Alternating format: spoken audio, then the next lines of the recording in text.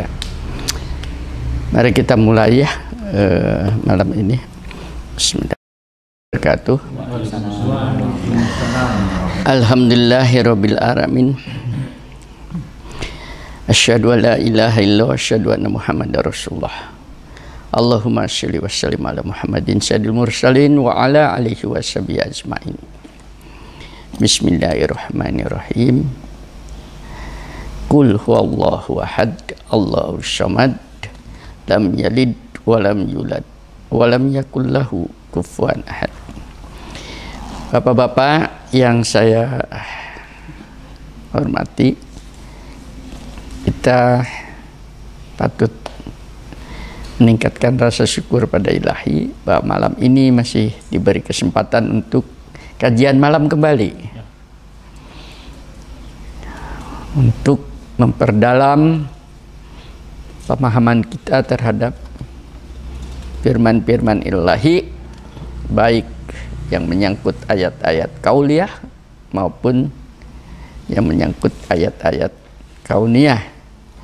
Kalau dua-duanya kemudian bisa kita sinkronisasi, maka sebetulnya sudah terjawablah semua problematik hidup ini.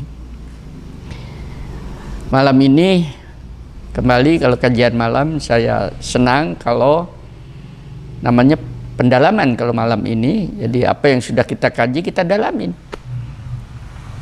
Dan saya insya Allah akan menggunakan referensi Quran dan sains sesuai dengan kajian kita ini, tidak jauh dari koridor itu. Mudah-mudahan menjadi semakin cerdas kita di dalam menghargai firman Tuhan ini. Nah, khusus malam ini saya ada tertarik, nanti ini pembukaan saja ya, tapi boleh dikembangkan salah satu ayat di dalam surat Al-Hijr. Al-Hijr itu surat ke-15 ya. Ayatnya ayat ke-26. Di situ disebutkan laqad khalaqnal insana min salsalin min hama'im masnun. Yang terjemahnya, dan sungguh kami telah menciptakan manusia dari tanah liat kering dan lumpur hitam yang diberi bentuk. Saya mencoba membaca di dalam tafsir-tafsir itu, hampir boleh kata nggak ada penafsiran yang lebih jauh tentang apa yang dimaksud di dalam ayat ini. Nah, mungkin ini paling cocok adalah apabila kita dekati secara saintifik. Untuk saya begitu membaca ayat ini terus terkejut, karena informasi wahyu ini sangat-sangat membuka ilmu pengetahuan baru. Ya, ini budangnya Budi sebetulnya, tapi apa bisa menerjemahkan atau menguraikan atau tidak. Saya pernah belajar tentang ilmu mineral, mineralogi, ilmu tanah. Ini bisa dijawab dengan ilmu tentang mineral, ilmu tanah. Apa yang dinamakan dengan disebut di situ liat. Ya. Aku ciptakan manusia dari tanah liat yang kering. Di situ disebutkan ya. Tanah liat yang kering dari lumpur hitam yang diberi bentuk. Masya Allah. Kalau kita lihat tanah, di sana itu ada yang dinamakan dengan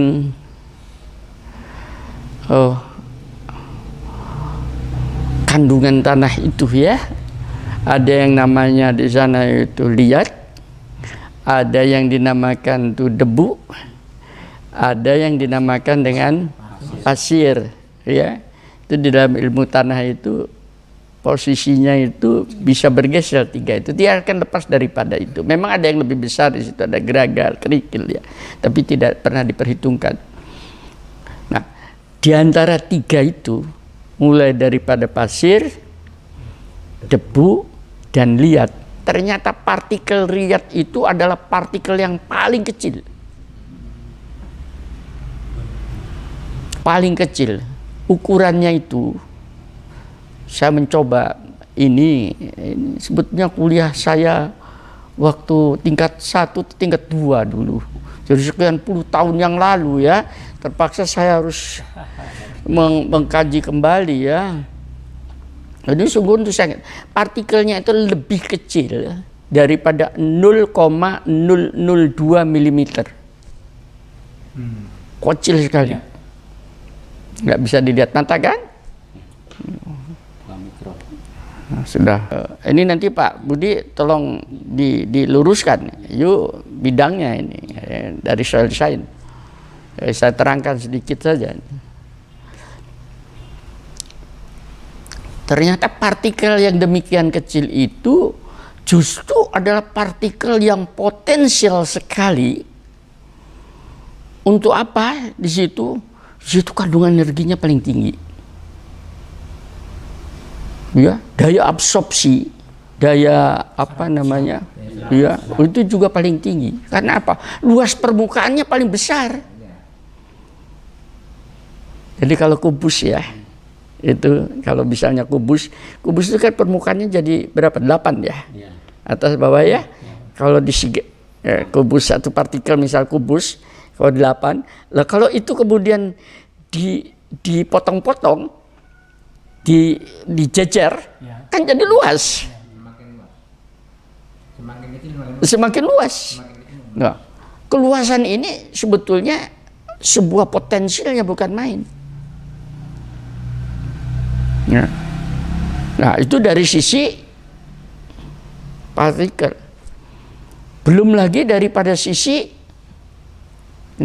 belajar sedikit fisika tanah ya. Di dalam ilmu fisika tanah itu yang namanya liat itu ada 2 jenis. Satu yang disebut dengan liat tipe 11. Tipe 11 itu silikat ya. Itu potsolik itu. Tanah-tanahnya kalau kita di Indonesia itu Jawa Barat itu ya. Itu. Yang kedua adalah tipe 21.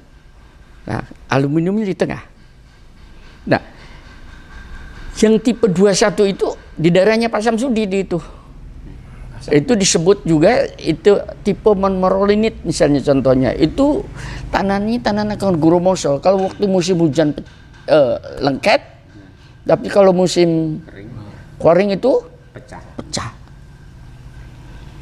Nah, ini diberitahukan, diinformasikan ini kepada kita sifat tanah liat. Untuk mempelajari tentang manusia itu pelajari sifat yang dinamakan tanah liat ini. Gimana? Itu sebetulnya kita tidak akan jauh dari sifat-sifat liat itu tadi. Nah, kalau saya melihat seperti ini tadi, yang pertama itu dari tanah liat kering, artinya apa? Kalau musim hujan dia pecah-pecah. Karena tanah itu keluar dia, air itu keluar, ya. Jadi karena dia keluar tidak pecah. Itu satu. Dengan kata lain secara filosofis, kalian itu mudah pecah. Paham ya? Seperti itu, lembek dan mudah pecah. Ini filosofis, mengandung filosofis. Nah, yang kedua, ini saya membaca yang lumpur hitam yang diberi bentuk. Lumpur itu dalam ilmu tanda itu adalah struktur jonjot. Dalam bahasa kita Pak Samsudi. Jadi kenapa di sawah itu dibikin struktur lumpur? Ya, gitu. Karena dengan kayak demikian itu luas permukaan tadi yang namanya lihat itu menjadi maksimal. Kayak demikian itu airnya cukup sehingga yang dinamakan unsur-unsur itu bisa pemberian unsur itu bisa dilepas dengan mudah. Nah, ini sebetulnya yang dinamakan dengan lumpur hitam itu justru lebih kecil daripada lihat itu sendiri. Itu yang dinamakan koloid. Lebih kecil lagi daripada lebih halus, nanometer, mungkin sudah ukuran udah nano. Potensinya tinggi sekali, potensi energinya. Makanya kalau kita berbicara tentang atom kan kecil. Kenapa dia kemudian menjadi bom atom? Karena kandungan energinya tinggi. Kita itu oleh Tuhan diberitahu kandungan energimu kan tinggi loh. Karena bahan bakunya seperti itu. Tapi sifatnya juga sebetulnya bisa lembek, mudah pecah, mudah, kan begitu. Ini menunjukkan bahwa manusia itu pada dasarnya secara jasmania itu tadi ya memerlukan pemeliharaan sebagaimana kita memelihara tanah liat. Kalau terlalu banyak airnya, dia menjadi lembek. Tapi kalau tidak ada air, dia mudah pecah. Ya kalau secara filsafat, kalau terlalu dipuji, kita menjadi sombong. Kalau kemudian kita dihina, kita menjadi putus asa. Makanya tengah-tengah. Nah, itu filosofisnya. Kira-kira seperti itu ya. Karena di bawahnya lagi, setelah ini ada unsur jin barang disebutkan ini. Eksplisit sekali. Di bawahnya lagi, unsur kedua pada manusia itu apa? Ruh.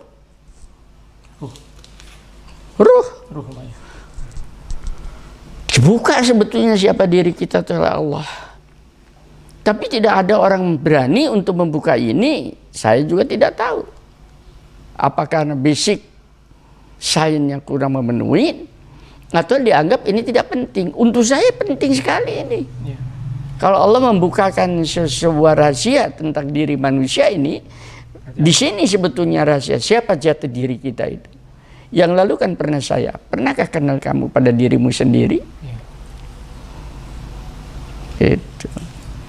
Kalau kamu tahu tentang dirimu sendiri, betapa potensialnya diri kita itu tadi itu, kita akan malu.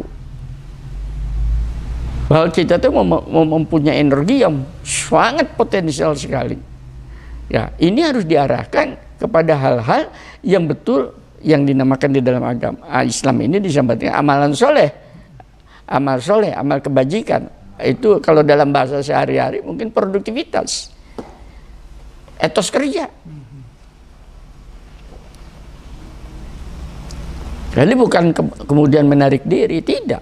Ini ya nanti kita diskusi, silahkan dari diskusi itu mungkin bisa akan berkembang. Saya sedikit dan membuka aja ya. Siapa diri kita itu semua seperti itu. Ya.